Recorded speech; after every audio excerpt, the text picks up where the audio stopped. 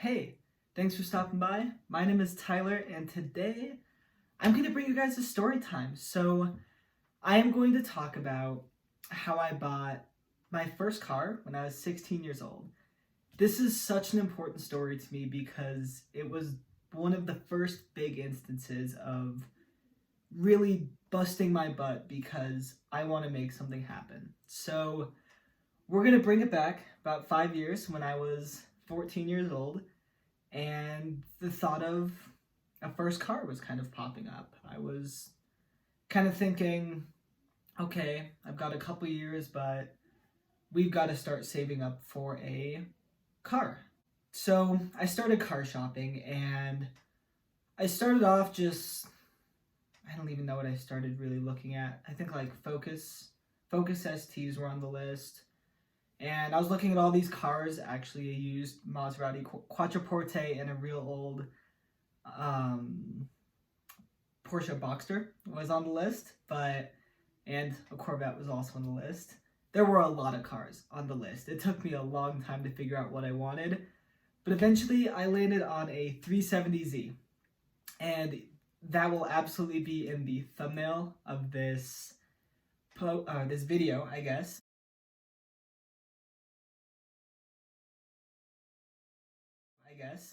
So that's actually my car. And also, if you want more car pictures, I have a whole account dedicated to it on Instagram under Zosa_Z34 because Zosa is my car's name. Completely off track from the story, but figured I'd mention it. So I said I want a 370Z for my first car. Awesome. I need to find a way to save up $16,000. And at 14, 15, 16 years old, that's a lot of money. Like that's a substantial amount of money.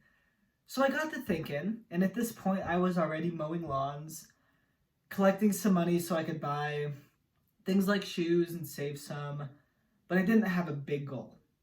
But now I had a big goal. So as soon as I really got the gears turning on this whole first car thing, I got super excited and immediately started looking for jobs.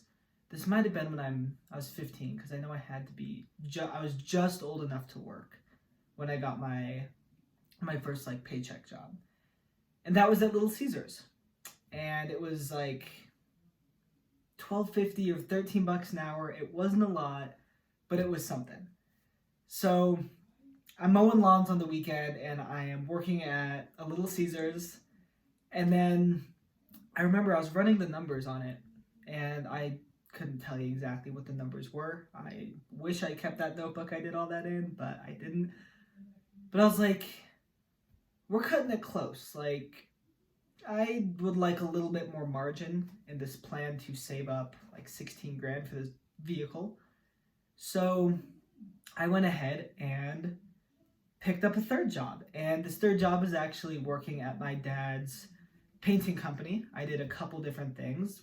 The first thing I did was handing out flyers, and that it was a little bit brutal. I think we got like $10 for every like 100 flyers we would hand out. So I'd walk around for like 10, 15 miles a day just trying to make any dollar I could. And at this point, like I was working some long days some nights.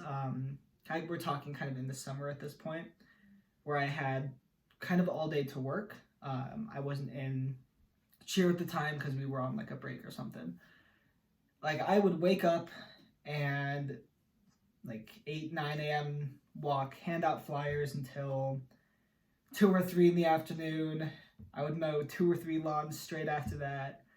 And then I would go and work at this Little Caesars until like 11. So I was busting my tail. And keep in mind, during the school year, I had school and cheerleading. I was a cheerleader in high school, probably why I'm so extroverted, but I was balancing all of this work with school and cheer as well. Granted, I wasn't working all day because I had school and cheer, but almost every single day I would be working. That's 7 days a week. The jobs would alternate kind of depending on what day it was, but I was always always working. And then, of course, my weekends, I worked a lot as well. And I stuck with it. I did that for like all three of those things for like a year and a half until like I did it. I saved up enough money, 16 grand, to buy this car in cash. And like it felt so cool because the town I live in, that's not common.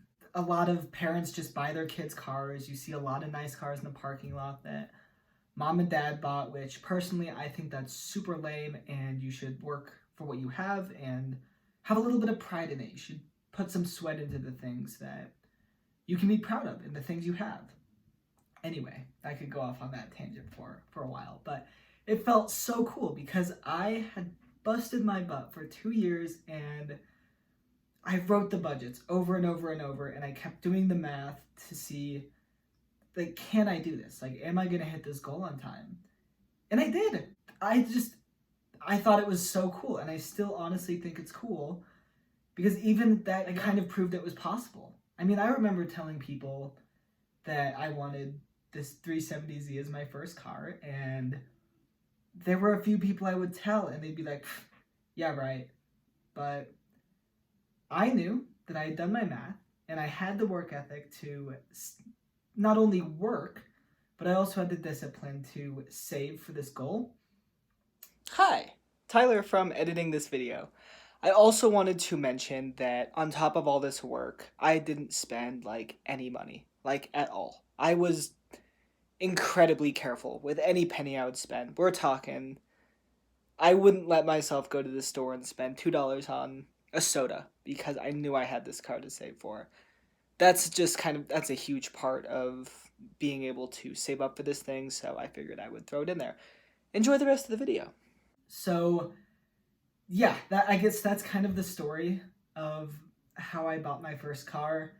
It might not sound super exciting to you guys, but that is a huge part of my life, and I don't think I will ever forget it because like it just means so much to me. I don't think I'm ever going to sell the car because it does have so much sentimental value. So that was just kind of a quick story on buying my first car when I was 16, and I was diligent enough to work hard enough to buy the kind of car I did. While I'm here, let's talk about the car a little bit. So I said it's a 2013 Nissan 370Z. I have some pretty extensive work done to it. Starting off, I have wheels, tires, and suspension. The wheels I'm running are the Audhan DSO 5s or 6s. I'm not sure off the top of my head, but running those wheels. Tire setup is completely changed. I'm running 255s in the front, so pretty wide tires, and then the backs are just kind of ridiculous. They're 285s, so the thing's like that wide. So wheels, tires, suspension. It's also kind of slammed on the floor because I'm 19 and I think that's the coolest thing ever. Up next, I have halos in it, which are just, I mean, they're halos. I control it with an app on my phone, so that's kind of cool. One of them, the LEDs are kind of going out, but once again, I'm saving for a house, so I'm super cheap, and I'm not modifying the car anymore right now. Up next, we have, let's go through our engine mods. I have throttle body spacers. I have Stillen Gen 3 cold air intakes. Just replaced the filters on those last week, actually.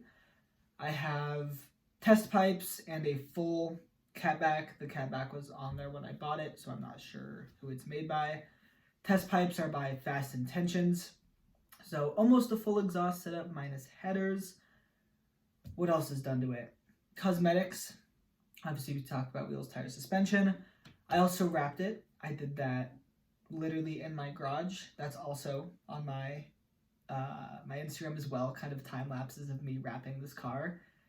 That was brutal. I don't know if I'll ever do that again because, wow, like, it was very hard to learn. I had a friend that had done it teach me a few things, but I did like the doors and the fenders by myself and all the little pillars and stuff, and it was kind of brutal. It's not easy to wrap a car. Don't believe everything you see on YouTube.